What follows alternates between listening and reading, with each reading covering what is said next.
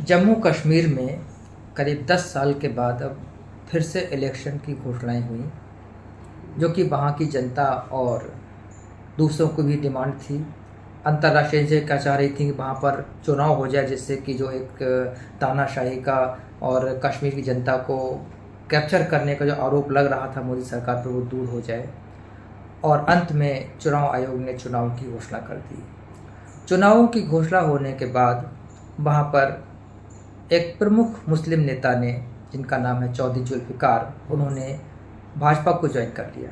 को ज्वाइनिंग के लिए यहाँ पर आए हैं और हमारे प्रदेश अध्यक्ष जुझारू प्रदेश अध्यक्ष रविंद्र रैना जी, जिनकी मेहनत से आज ये सारा काफिला जो बड़ा है, मैं इन सब से अनुरोध को, और हमारे यहाँ पर केंद्र में मंत्री तीसरी बार मेंबर पार्लियामेंट चुनेंगे और अपने काम से जमाते हुए जिस ढंग से उन्होंने जम्मू कश्मीर के अंदर डेवलपमेंट कराई है, ऐसे हमारे मंत्री और हमारे नेता माननीय डॉक्टर जितेंद्र सिंह भी हमारे मध्य में है। इस जिला के जिला अध्यक्ष दिनेश जी हमारे मध्य में है और बड़े नेता जो है चौधरी तालब जी, इकबाल मलिक जी, हमारे यहाँ पर अब्दुल गनी कोहली साहब हमारे मध्य में है।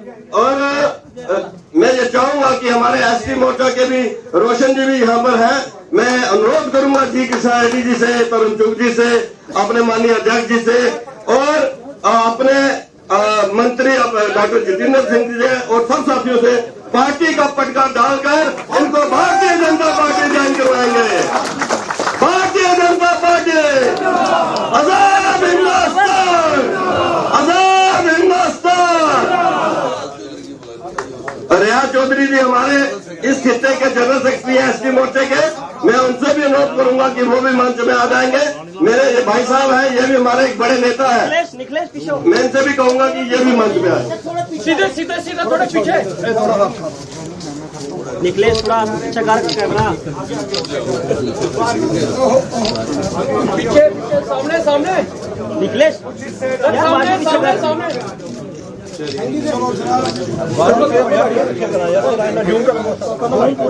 भारतीय जनता पार्टी में इनका स्वागत है। भारतीय जनता पार्टी में जो चौधरी जुल्फिकार जी का आने से हमारे जम्मू कश्मीर में एक बड़ी ताकत बढ़ी है और खासकर हमारी जो राजौरी पुंछ की 8 विधानसभा की सीटें हैं, अब वो सारी की सारी हम जीत पाएंगे, ऐसा मेरा उम्मीद है। पार्टी पहले से इस खित्ते के अंदर सशक्त है, मजबूत है, परंतु इनके आने से पार्टी को उनके भाजपा ज्वाइन करने के साथ ही विपक्ष में हंगामा सा हो गया। तमाम तरह की बातें उठने लगी। ये पहली बार तो हुआ नहीं है कि चुनाव से पहले लोग पार्टी बदलते हैं। इस मुद्दे पर आपकी क्या राय है?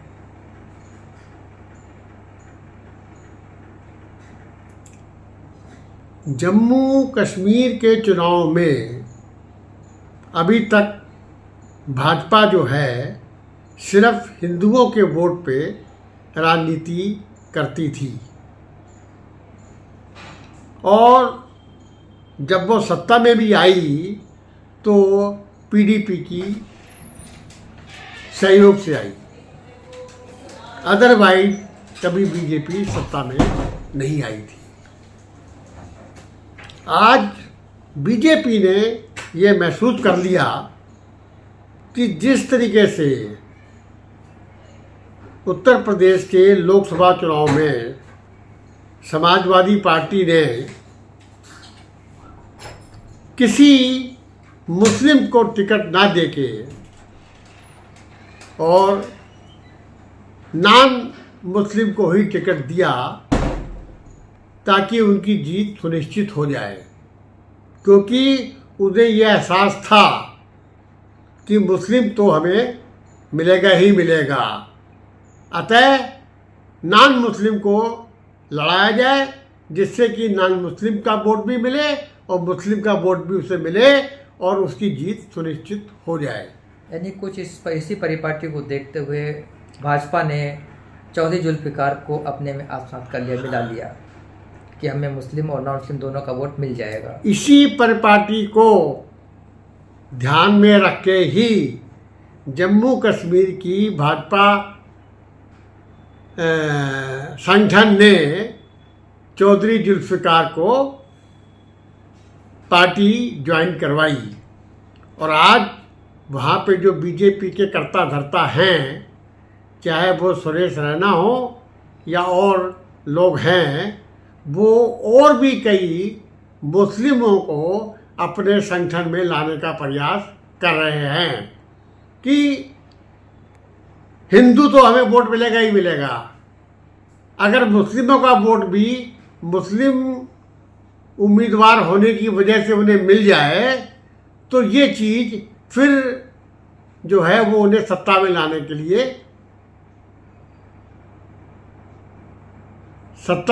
के लिए वो करेगी। तात्पर्य है कि अगर सत्ता में आना है हाँ, तो साम दाम दंड भेद हाँ। की नीति को अपनाना पड़ेगा, जैसा कि विपक्ष कर चुका है लोकसभा चुनाव में। अगर सत्ता में आना है तो आपको भी वो सब काम करने होंगे जो दूसरी पार्टियां करती हैं। आपको उनसे भी अगर सबक कहीं से मिलता है तो वो लेना पड़ेगा। अब आप ये नहीं कह सकते कि हम तो साहब धर्मनिरपेक्षता वाली बात जो है वो आपको भी अपने चुनाव में लानी पड़ेगी। अब आप हिंदू धर्म को ही लेकर चुनाव नहीं जीत सकते हैं। यानी भाजपा को भी अन्य पार्टियों की तरह अपना एक सधा हुआ एजेंडा छोड़कर हाँ, एक कंपाउंड, एक शामिल एजेंडे पर चलना ही पड़ेगा। ये उनकी मजबूरी है। अगर सत्ता में रहना है तो ये उनकी मजबूरी है। हाथ में दंड रहेगा तो काम कर लेंगे, हाँ, नहीं राजदंड होगा तो फिर कुछ ना कर पाएंगे। आपको क्या लगता है कि कश्मीर में जो जम्मू कश्मीर क्षेत्र में जो चुनाव होगा उसमें भाजपा किस स्टैंड पर खड़ी होगी? मैं समझता हूँ कि अगर यही सोच भाजपा की रही तो शायद भाजपा सत्ता के करीब होगी। लेकिन जम्मू कश्मीर में अधिकतर गैर हिंदू हैं, यानी कि मुस्लिम वोट बहुत ज़्यादा है और मुस्लिम वोट भाजपा को अक्सर नहीं मिलता है। अगर उस एंगल से देखें जैसा कि लोकसभा चुनाव में भी हुआ है, तो क्या भाजपा वहाँ पर कोई अच्छा स्टैंड कर पाएगी? उसी की काट तो अब सोची है इन्होंने, उसी की काट सोची है इन्होंने कि अब ये मुस्लिमों को भी टिकट देंगे ताकि मुस्लिमों का वोट भी मिले और जो हिंदुओं का वोट, इनका परंपरागत वोट है, वो भी अगर उन्हें मिल गया तो वो काम हो जाएगा। यानी कि जो नीति अपनाई है वो नीति समय के अनुकूल है। हाँ, बिल्कुल नीति समय के अनुकूल है और लोकसभा के चुनाव में सपा की नीति को दृष्टिगत रखते हुए जो नीति में बदलाव लाए हैं, ये बदलाव इन्हें सत्ता के ओर ले जाएगा।